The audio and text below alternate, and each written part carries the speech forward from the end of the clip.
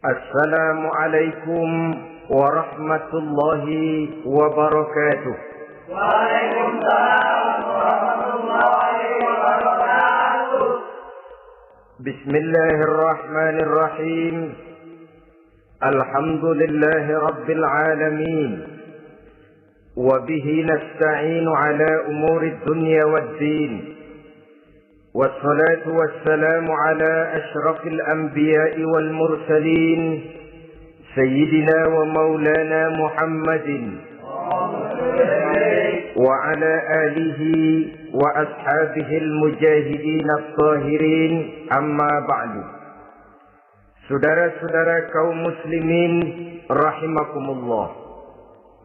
Di dalam surah Al-Ankabut ayat 2, Allah subhanahu wa ta'ala memberikan peringatan. Ahasiban nasu ayyutraku ayyakulu amanna wa hum la yuftanun. Adakah manusia menyangka bahwa mereka akan dibiarkan saja mengucapkan amanna, dibiarkan saja mengatakan kami beriman kepada Allah, wa hum la yuftanun, padahal mereka belum diuji lebih dahulu. Ini berarti apabila seseorang sudah berani mengatakan amanna, kami beriman kepada Allah, maka hendaklah ia bersiap-siap untuk menghadapi ujian. Setelah ujian datang, barulah akan nampak nyata kadar dan kualitas keimanan yang dimiliki oleh seseorang. Timbul pertanyaan, mengapa orang yang beriman yang justru diuji oleh Allah Subhanahu wa ta'ala? Logikanya tentu ringan saja, bahwa yang mengikuti ulangan di sekolah tentu adalah anak-anak sekolah. Kalau tidak sekolah, tentu saja tidak perlu ikut ulangan. Makin tinggi kelasnya, makin berat soal ulangan yang diberikan kepadanya. Demikianlah dalam kehidupan beragama.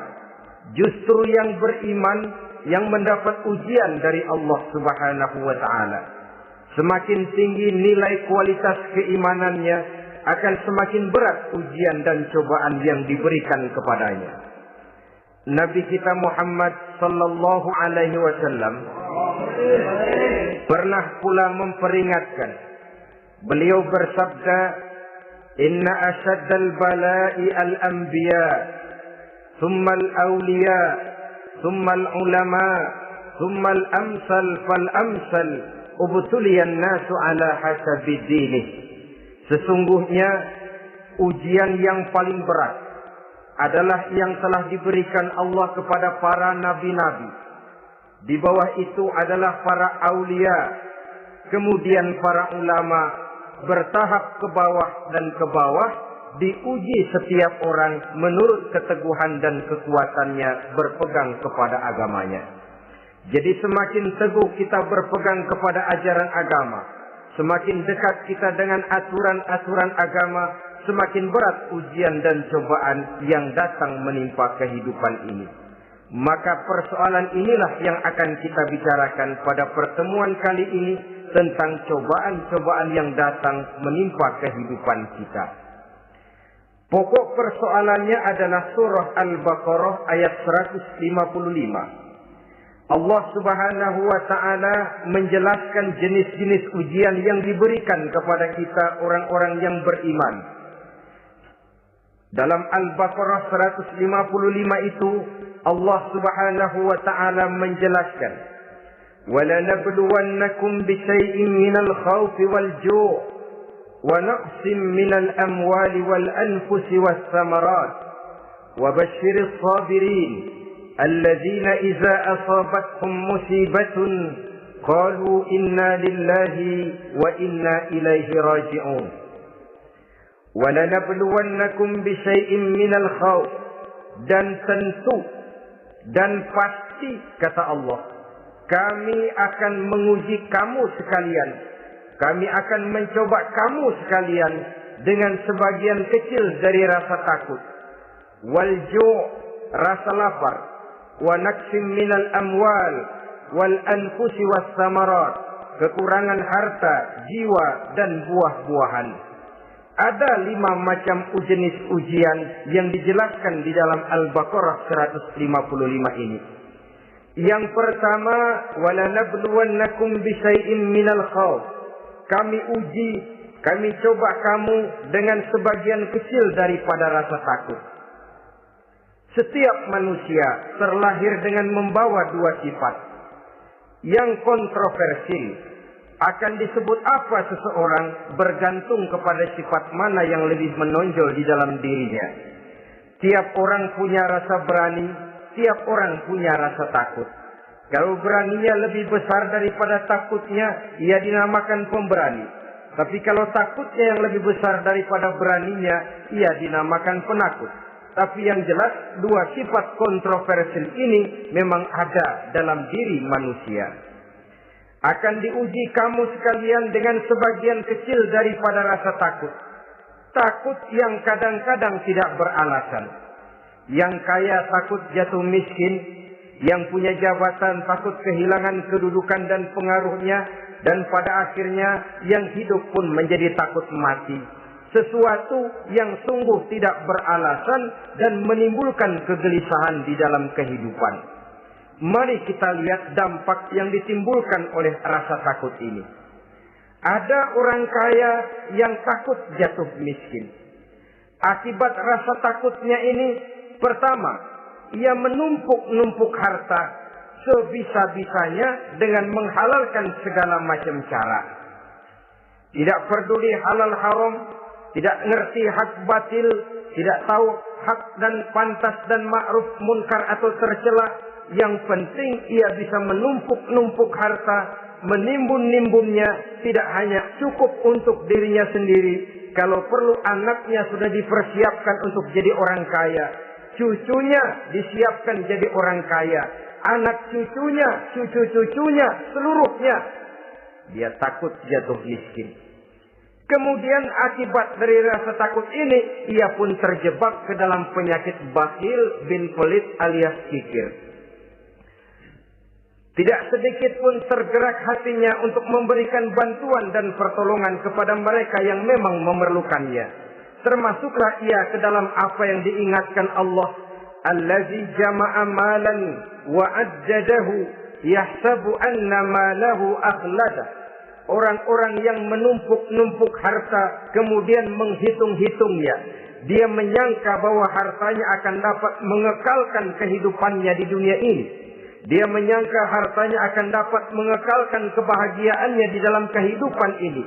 Maka kerjanya hanya menumpuk dan menumpuk. Dan dia sangat takut untuk jatuh miskin. Saudara-saudara kaum muslimin rahimakumullah. Lalu yang kebetulan punya jabatan takut kehilangan kedudukan dan pengaruhnya.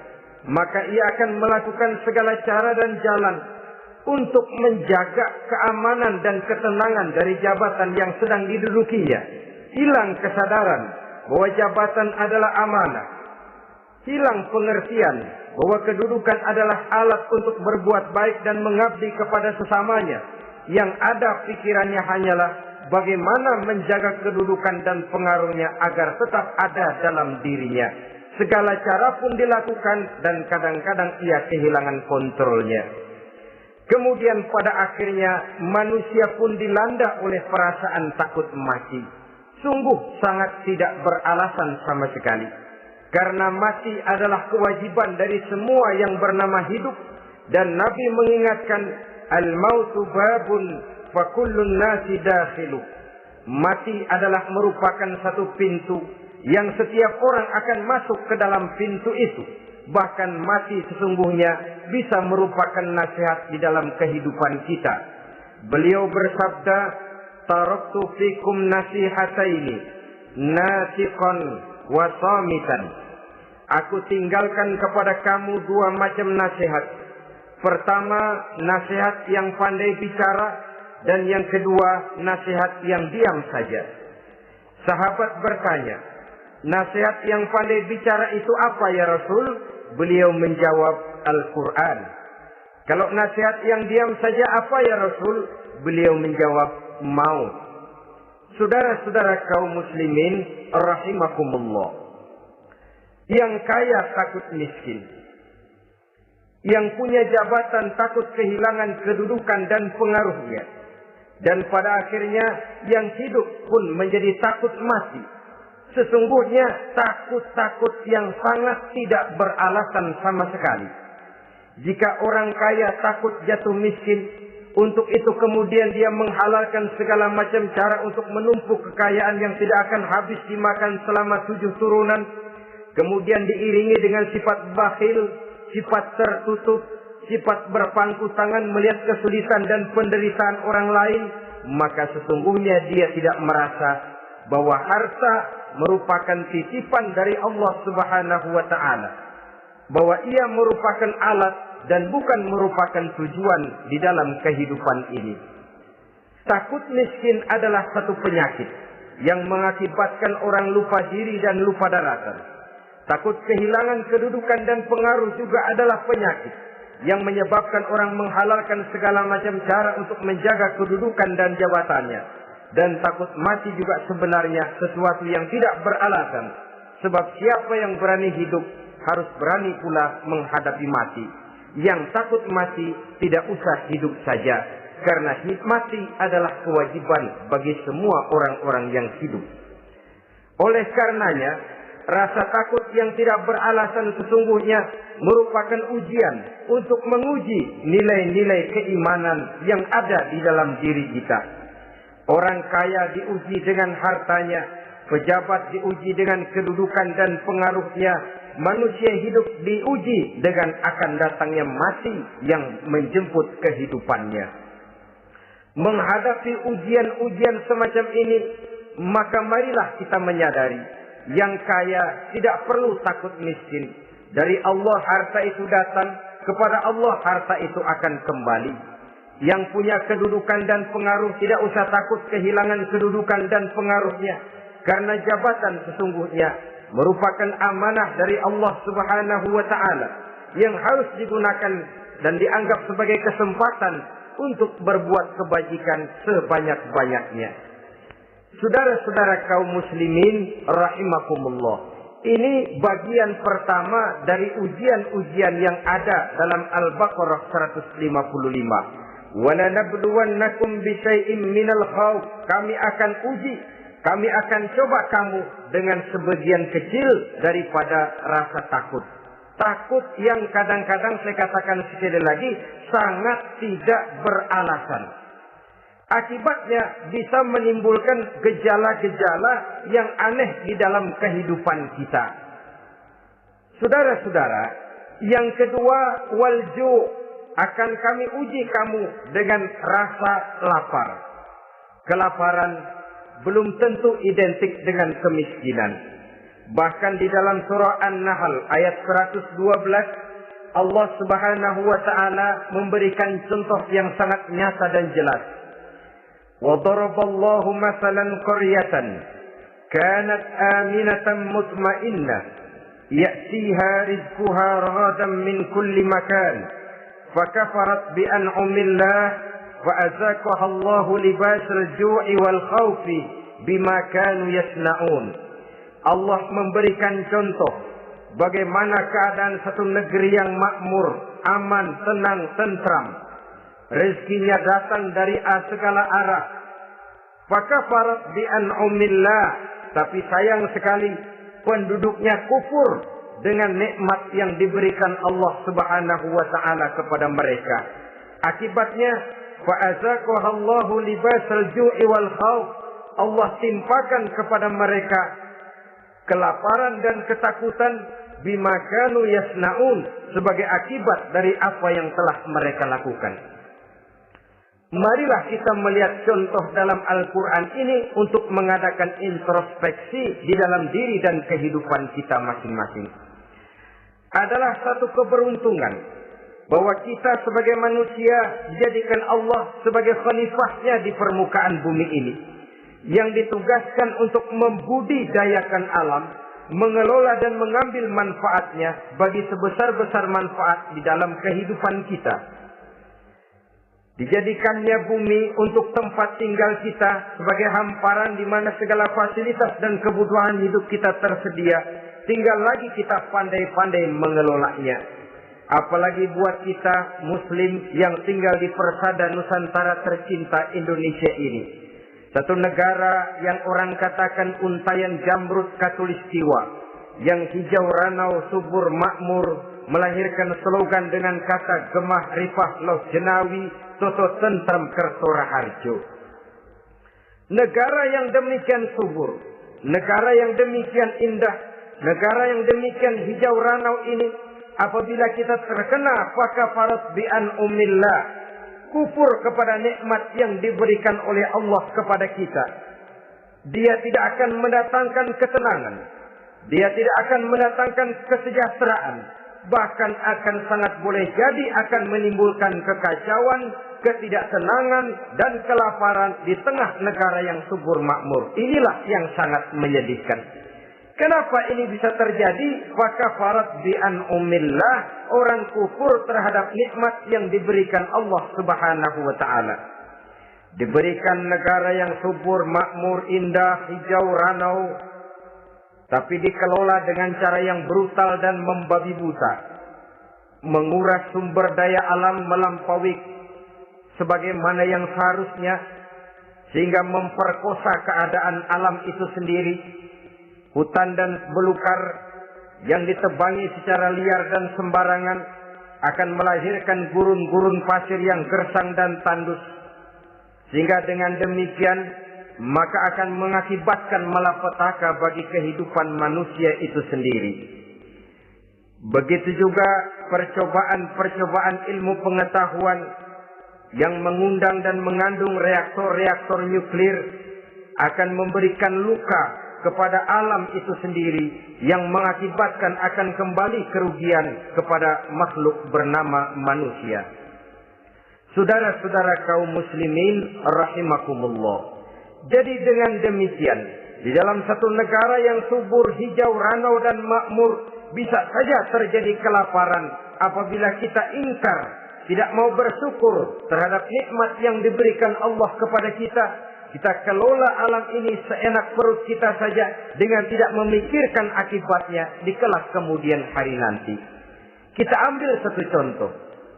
Orang-orang tua kita dulu pada umur 60 tahun, 70 tahun, kalau dia menanam kelapa, orang lalu bertanya, kakek nanam kelapa untuk siapa nanti? Apa jawabannya? Untuk anak cucu saya. Umur 60 tahun atau umur 70 tahun, ia masih menanam pohon kelapa. Untuk apa katanya? Untuk anak cucu saya di belakang kemudian hari nanti. Orang yang bisa menanamkan sesuatu untuk generasi yang akan datang, itulah orang tua yang bijaksana. Tapi orang yang menanam sesuatu hanya untuk kepentingan dirinya sendiri saja, maka itulah orang yang hanya mementingkan diri sendiri atau orang egois. Tapi lebih celaka lagi, orang yang mau melakukan sesuatu yang akan meninggalkan akibat bagi generasi yang akan datang, akibat yang tidak baik, itulah orang yang aniaya, orang yang zalim di dalam kehidupan kita. Bumi, tempat di mana kita manusia tinggal, bukan satu wujud yang tanpa batas. Pernahkah kita membayangkan cuma satu bumi untuk dihuni oleh 5 miliar lebih dari makhluk bernama manusia, yang kadang-kadang pertumbuhan sarana untuk menunjang kehidupan tidak sepesat pertumbuhan jumlah makhluk bernama manusia itu sendiri. Oleh karena itu kita dituntut untuk pandai-pandai mengelola, membudidayakan alam ini dengan tetap menjaga keseimbangannya, sehingga bahaya kelaparan yang merupakan ujian di dalam kehidupan, insya Allah tidak akan kita temukan di dalam kehidupan kita. Saudara-saudara kaum muslimin rahimakumullah. Ini kelaparan dalam artian sebagai satu bangsa.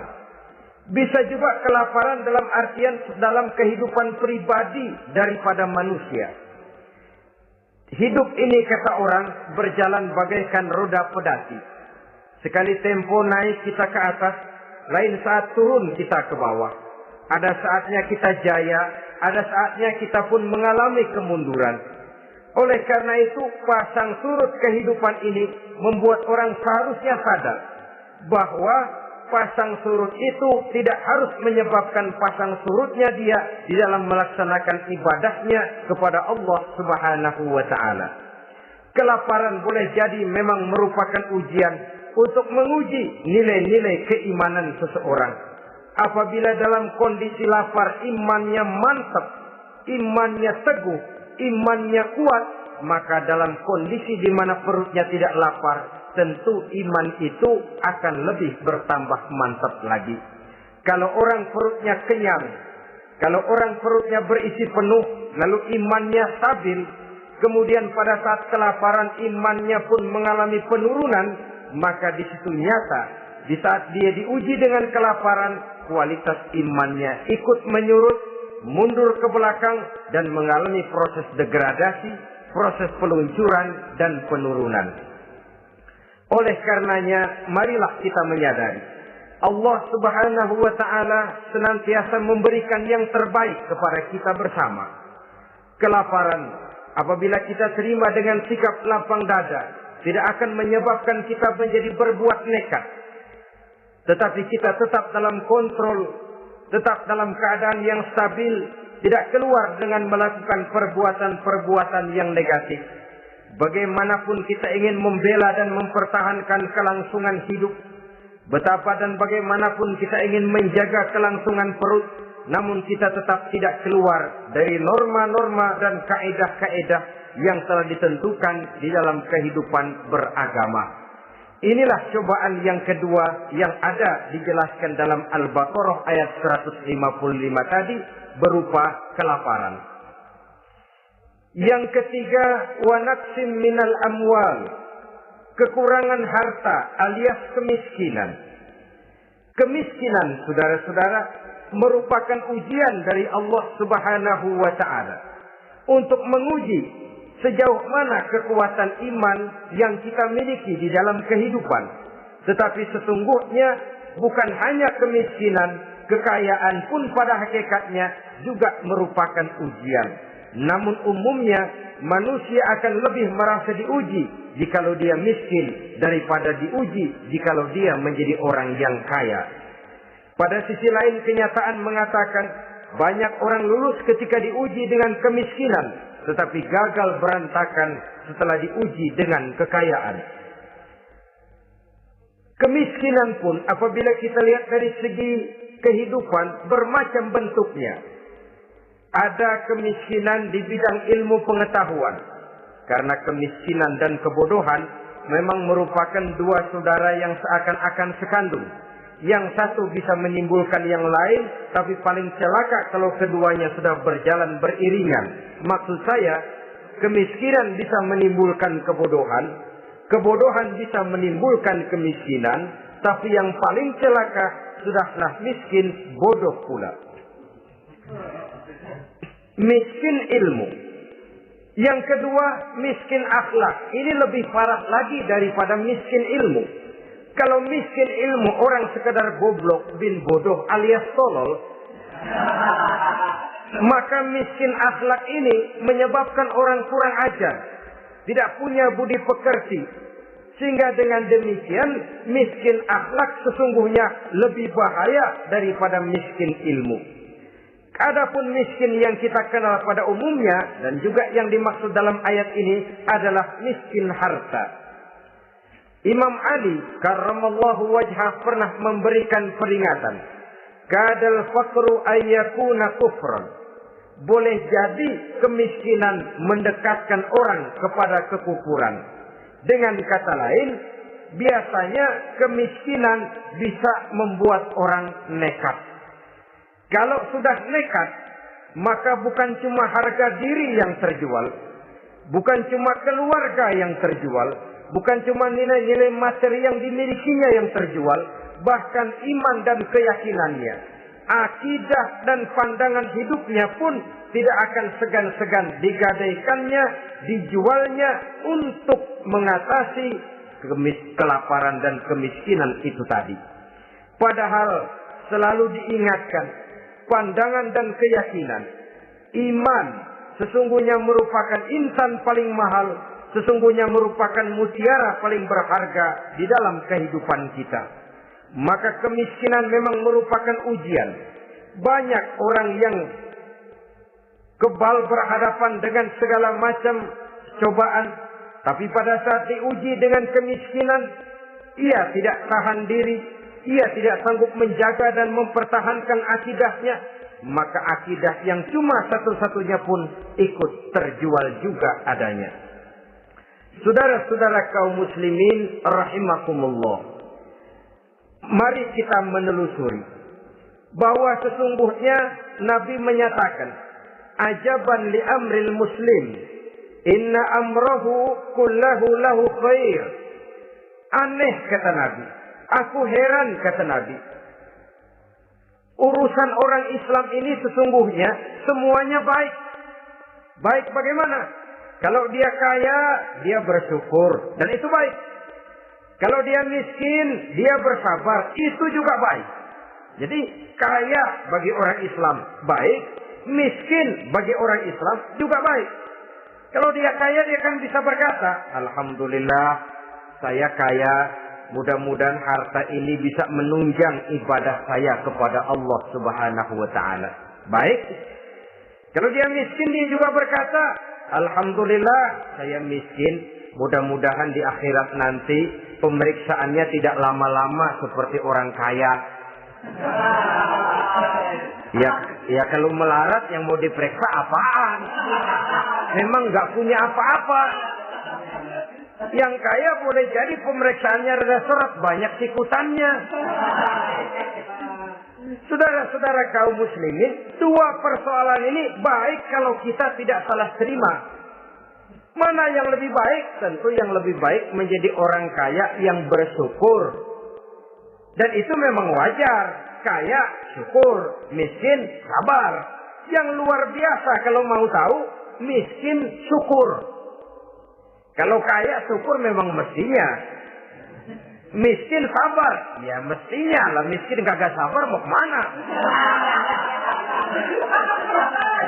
Tapi yang luar biasa sesungguhnya, miskin, syukur. Syukur bagaimana? Ya seperti saya katakan tadi. Alhamdulillah, mudah-mudahan di akhirat nanti pemeriksaannya tidak lama seperti orang yang kaya. Sehingga kata Nabi, setiap persoalan yang dihadapi umat Islam baik bagi dia. Miskin, baik. Kaya, baik. Asal orang tidak salah terima. Tapi sebaliknya, kalau salah terima, kaya, lupa diri. Miskin, lupa daratan. Pada posisi di mana dia sebenarnya tidak bisa menerima kenyataan dengan baik. Akhirnya kehilangan kontrol. Saudara-saudara kaum muslimin rahimakumullah. Karena itu pada pertemuan kali ini saya ingin mengajak kita bersama. Marilah kita menyadari betapapun kemiskinan yang datang menimpa, seluruhnya merupakan ujian yang datang dari Allah untuk menguji nilai-nilai keimanan kita. Jangan iman itu berubah, jangan akidah itu bergoyah, jangan keyakinan dan pandangan hidup itu tertukar dengan keyakinan dan pandangan hidup lainnya. Bahkan dalam kemiskinan, orang biasanya menemukan diri dan kepribadiannya. Dalam kemiskinan, orang bisa berjalan lebih lurus untuk mendekati Allah Subhanahu wa taala.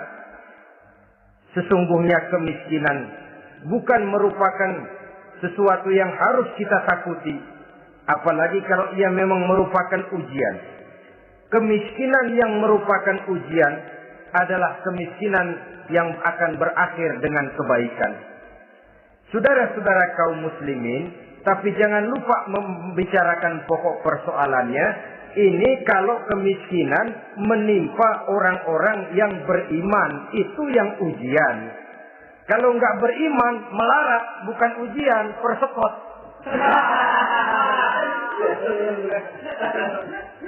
Nah, orang lalu bertanya, Pak, kalau orang kafir kaya bagaimana? Nah, begini saudara-saudara. Dalam agama itu ada yang disebut nikmat, ada yang disebut istidraj. Kalau nikmat itu hanya diberikan kepada hamba-hamba yang beriman. Kalau istidraj itu diberikan kepada siapa saja yang mau berusaha. Tidak soal dia beriman atau tidak. Tidak soal dia mau bersujud atau tidak. Asal dia berusaha, dia dapat. Itu yang dinamakan istidraj. Seperti orang mancing ikan, mesti diberikan umpan. Setelah umpan itu dimakan, tidak langsung ditarik, tapi diulur dulu. Sampai kira-kira mata kail itu nyangkut di leher si ikan, baru diangkat ikan itu ke atas. Dan sampai di atas kita bisa maklum nasib ikan tadi. Bisa digetok, bisa dibacok, bisa digoreng, bisa dipepes. Tapi yang jelas nasibnya merana. Maka kalau ada orang makin jauh dari agama, makin kaya, makin tidak mau sholat, makin berlimpah hartanya. Saudara tidak usah heran, cukup dalam hati saja, ikan lo. Jangan keras-keras, marah dia.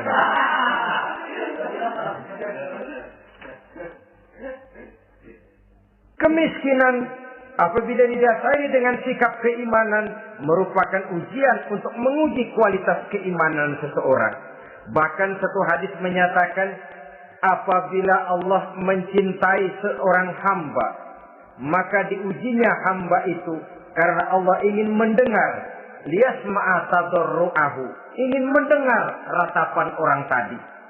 Sama juga kita, kadang-kadang karena cinta benar kepada anak kita yang mungil, suatu saat kita ingin mendengar dia nangis, kita cubit dia. Bukan karena gemes, bukan karena benci, ingin mendengar nangisnya kok indah begitu. Saudara-saudara kaum muslimin rahimakumullah. Jadi jangan sampai ada pertanyaan, saya kan sembahyang rajin banget, kenapa miskin ya?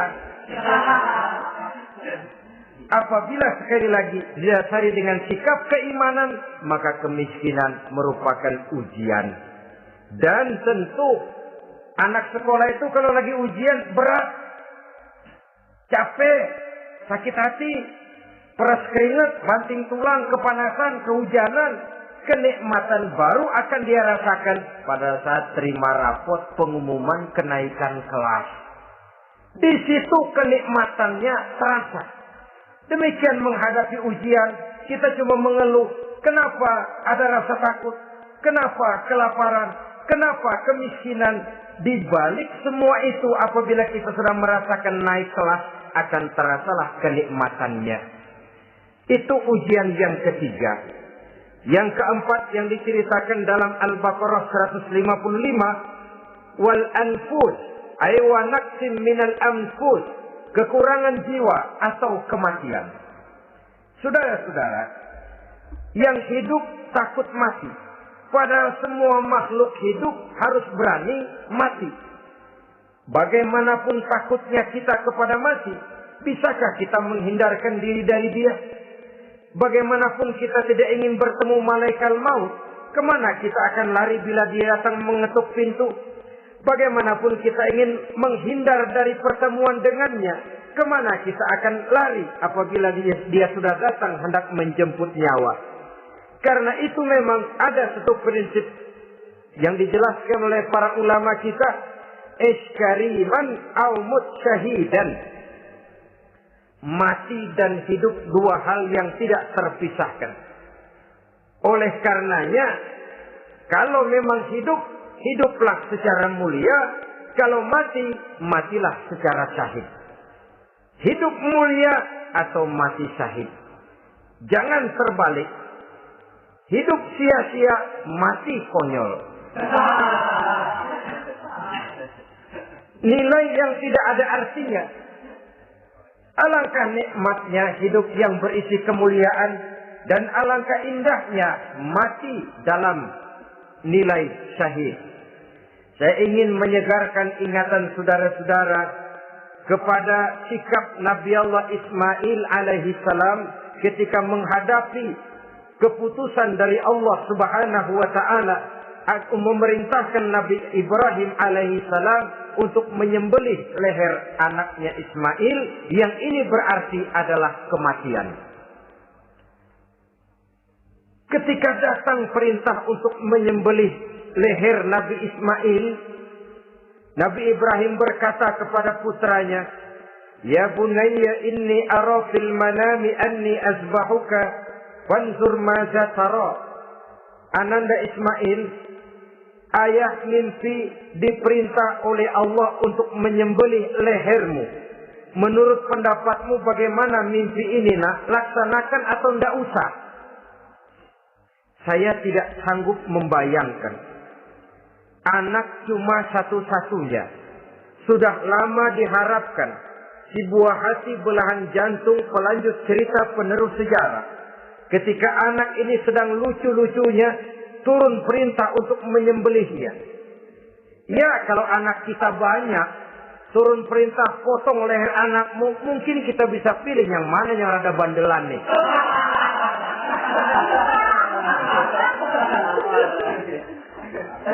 Tapi ini anak cuma satu-satunya. Lucu, sudah lama diharapkan. Dan memang itu juga merupakan ujian kepada Nabi Allah Ibrahim. Seolah-olah Allah berkata, "Hai Ibrahim, dahulu sebelum kau punya anak, kau memang cinta kepadaku. Sekarang setelah kau punya anak, masuk rasa cinta anak ke dalam hatimu. Buktikan Ibrahim, mana yang lebih besar, cintamu kepadaku, kata Allah, atau cintamu kepada anakmu. Sembelih leher anakmu." Ternyata kemudian sejarah menyatakan, Nabi Ibrahim cinta kepada Allah, beliau pun cinta kepada putranya. Tapi cintanya kepada Allah lebih besar daripada cintanya kepada putranya. Sehingga ketika turun perintah penyembelihan, itu pun dilaksanakannya, tapi tetap musyawarah dulu. Yakin itu memang perintah Allah, beliau toh mengajak dialog putranya. Ini yang penting dalam kehidupan kita. Dialog. Nah, bapak mimpi diperintah Allah untuk menyembelih lehermu. Menurut pendapatmu bagaimana, nak? Laksanakan atau tidak?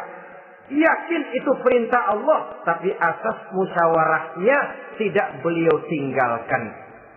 Walaupun yakin orang tua berbuat untuk kebaikan anak, alangkah baiknya anak diajak bicara.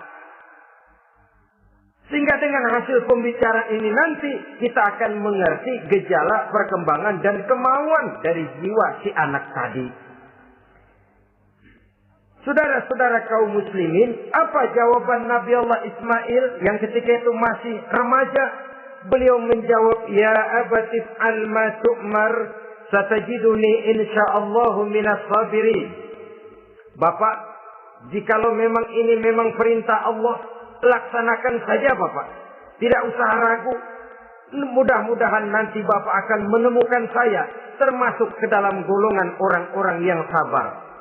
Ini pantulan doa Nabi Ibrahim dahulu ya, ketika meminta seorang keturunan yang merupakan anak yang soleh. Jawaban dari anak yang soleh. Kalau memang ini perintah Allah Bapak, laksanakan saja. Saya insya Allah termasuk ke dalam golongan orang-orang yang sabar. Kalau Allah memerintahkan Bapak untuk menyembelih leher saya, silahkan Pak. Saya ikhlas, saya ridho, saya rela untuk memenuhi perintah Allah Subhanahu wa Ta'ala. Ini jawaban anak soleh. Sebab itu sering saya katakan, kalau kita cuma punya anak pintar tidak soleh, mungkin jawabannya nggak begini. "Nak, Bapak diperintah motong leher kamu, nak. Bagaimana pendapatmu?" Mungkin dia jawab, "Bapak aja yang tuaan, Pak."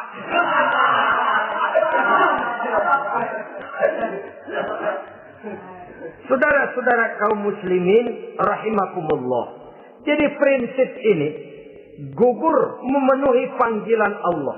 Hidup mulia atau mati dengan syahid. Dua pilihan yang harus dua-duanya bisa kita laksanakan. Iskariman atau mutsyahidan. Kalau hidup, hiduplah dalam kemuliaan. Kalaupun mati, matilah sebagai syahid. Sebagai orang yang dikenang kebaikan dan kebajikannya. Sebagai orang yang dekat dan banyak berbuat untuk kepentingan agamanya. Jangan tidak tercapai kedua-duanya. Hidup tidak punya nilai, mati pun tidak punya arti. Sia-sia semuanya. Kita masih hidup, orang anggap nggak ada. Dalam istilah tauhid disebut wujuduhu ka'adamihi. Adanya sama dengan tidak adanya. dia sih ada apa nggak ada sama gitu-gitu juga. Alangkah ruginya kalau ada kita dianggap sama dengan tidak ada. Apalagi kalau kita sudah tidak ada, ya tidak ada beneran. Iskariman au mutsyahidan. Hiduplah mulia atau matilah sebagai syahid. Saudara-saudara kaum muslimin rahimakumullah. Mati sesungguhnya juga merupakan ujian. Untuk menguji sejauh mana persiapan yang sudah kita lakukan di dalam kehidupan ini untuk menyambut. Dan tidak cuma sekedar untuk menyambut, tapi juga untuk mengarungi kehidupan sesudah kematian itu sendiri. Sebab kematian bukan akhir dari segalanya. Kematian cuma satu pintu di mana kita akan masuk dan akan berjalan kembali menelusuri fase-fase kehidupan yang telah ditentukan oleh Allah Subhanahu wa taala. Saudara-saudara kaum muslimin rahimakumullah. Pembicaraan tentang kematian ini pun bisa kita evaluasi. Ada yang takut mati usahanya, ada yang takut mati karirnya, ada yang takut mati rezekinya, ada yang takut mati batinnya, ada yang takut mati jasmaninya, dan lain sebagainya. Seluruh ketakutan kepada kematian itu memang merupakan hal yang wajar. Ada yang takut mati usahanya, ada yang takut mati karirnya, ada yang takut mati rezekinya. Tapi kalau ketakutan itu lalu melahirkan perbuatan-perbuatan negatif yang menimbulkan penyimpangan, itu sudah di luar dari yang seharusnya. Kematian merupakan ujian. Menghadapi segala macam ujian termasuk kematian ini akan kita bicarakan pada bagian penutup nanti.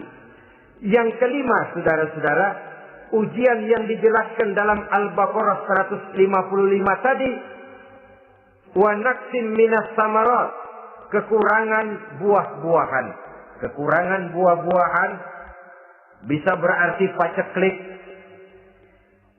Ini juga bisa diakibatkan oleh apa yang dijelaskan dalam An-Nahl 112 tadi.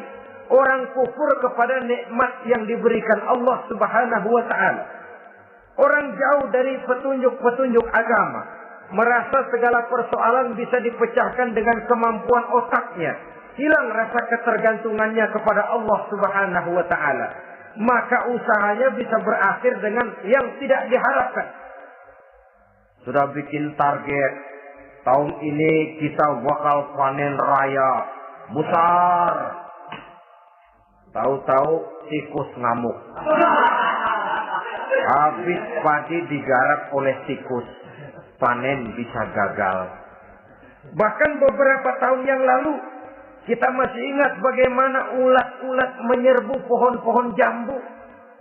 Ribuan batang pohon jambu. Ribuan pohon-pohon jambu itu mati. Lalu jambu-jambu itu tidak bisa lagi dimanfaatkan dalam kehidupan. Tikus yang menyerbu sawah. Ulat yang menyerbu pohon-pohon jambu. Angin topan, puting beliung, gempa bumi. Itu sudah proses-proses di luar kemampuan manusia untuk mendeteksinya. Disinilah manusia harus sadar bahwa setelah ia berusaha dan berusaha sesuai dengan keterikatannya kepada hukum alam, kepada sunnatullah, maka ia harus punya sandaran vertikal kepada Allah Subhanahu wa taala. Agar bila usahanya berhasil, dia tidak lupa diri dan lupa daratan.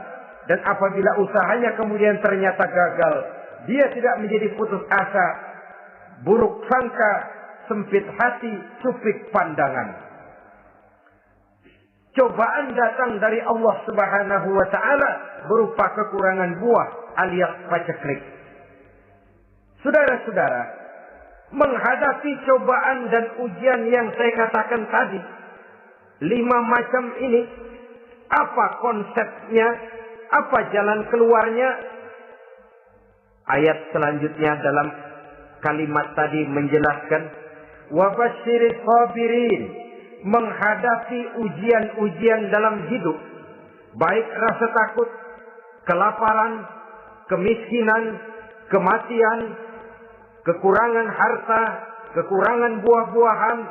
Wa basyiris sabirin, gembirakan orang-orang yang sabar.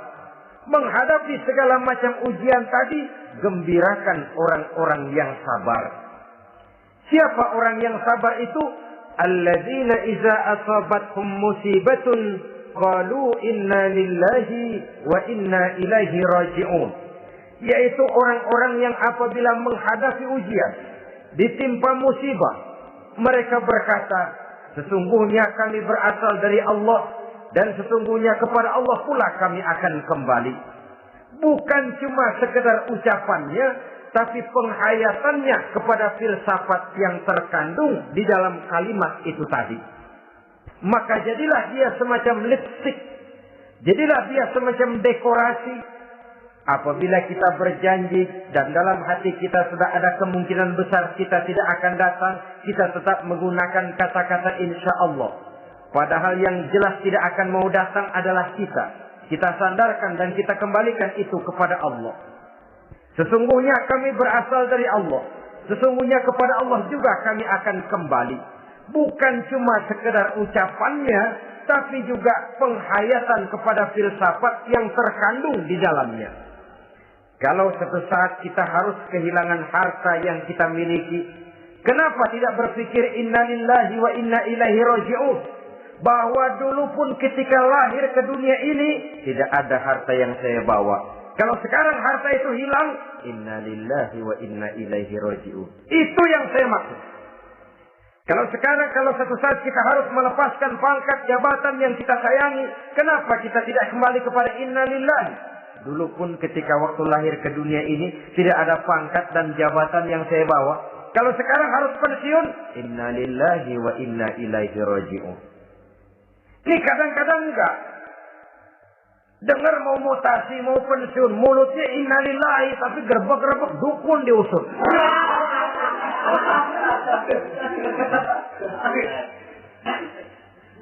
Keluarganya meninggal, mulutnya inna lillahi, tapi nangisnya tetap nggak mau berhenti. Bukan cuma sekedar ucapannya, tetapi penghayatan kepada nilai dan filsafat yang terkandung di dalam kalimat inna lillahi itu. Sesungguhnya segalanya saja berasal dari Allah. Segalanya saja akan kembali kepada Allah Subhanahu wa ta'ala. Kalau ini yang kita jadikan landasan, maka sesungguhnya menghadapi berbagai ujian ini, kita tidak akan salah singkap, tidak akan salah tingkah, tidak akan salah sikap. Kalau sudah ini dasar dan fondasi yang menjadi landasan tempat di mana seluruh cobaan datang bertumpu, segalanya datang dari Allah, segalanya akan kembali kepada Allah, maka betapapun bertumpu ujian datang menimpa, rasanya tidak akan lagi membuat kita goyah. Karena fondasi tempat kita berdiri sudah demikian kokoh dan kuatnya. Dan fondasi itu inna lillahi wa inna ilaihi raji'un. Segalanya datang dari Allah. Segalanya akan kembali kepada Allah Subhanahu wa ta'ala. Keyakinan ini memberikan kelapangan jiwa. Dari kelapangan jiwa maka akan tertuang ketenangan dan ketentraman. Jauh dari stres, jauh dari darah tinggi, jauh dari bingung, jauh dari rasa takut, segalanya sudah kita kembalikan kepada Allah Subhanahu wa ta'ala. Saudara-saudara kaum muslimin rahimakumullah. Oleh karenanya, ini jalan keluar dan inilah orang yang sabar. Yaitu orang yang mengembalikan segala persoalan bahwa segalanya datang dari Allah, segalanya akan kembali kepada Allah. Bukan sabar dalam pengertian kita sehari-hari. Sabar, maaf ya, dalam pengertian kita sehari-hari biasanya orang yang sabar yang gak banyak tingkah. Diam, gak salah apa-apa, kepala dikelepak. Diam aja.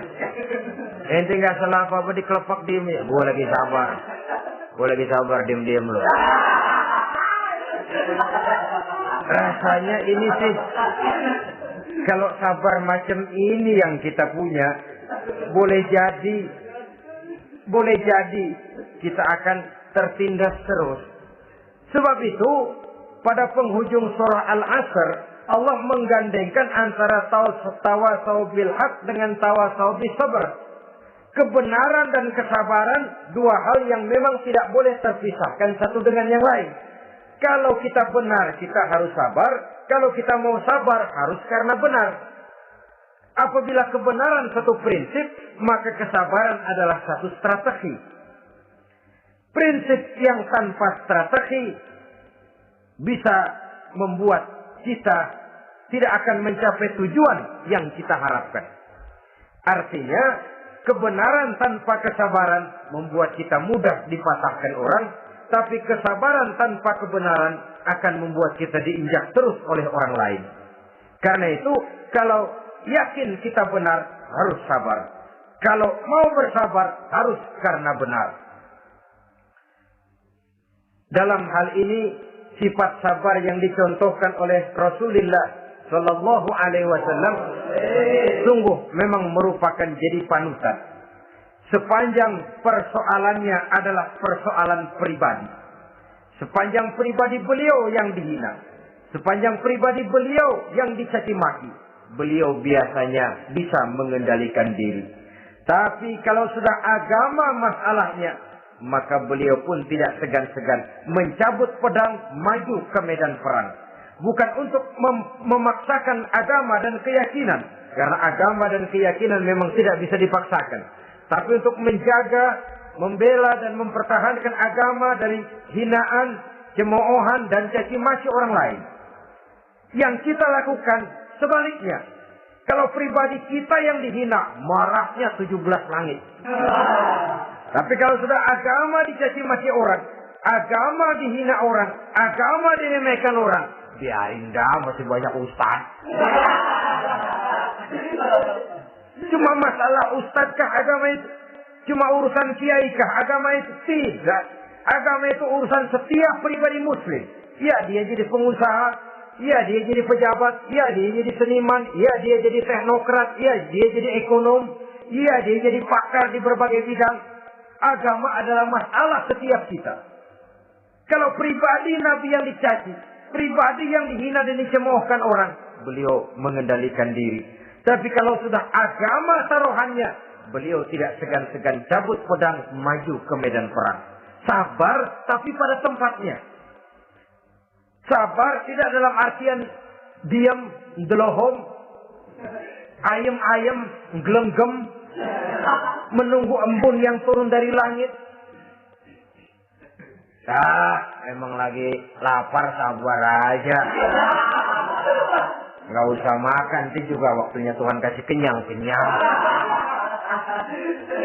Kalau sabar macam ini yang kita pakai, lapar terus dah.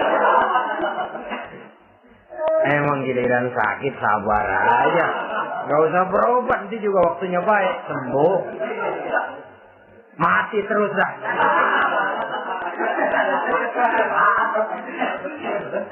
Ya, perkara ada orang sakit tidak berobat sembuh, itu hak Allah.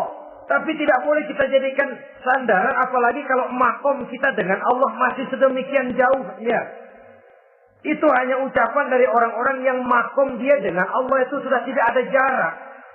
Permohonannya dipenuhi, kehendaknya dituruti, sebab dia dengan Allah sudah sedemikian dekatnya. Kalau kita masalahnya, yang antara kita dengan Allah ini dilapisi oleh dosa dan kesalahan yang kita kerjakan sendiri, rasanya kita masih harus banyak berbuat sesuai dengan keterikatan kita kepada sunnatullah itu.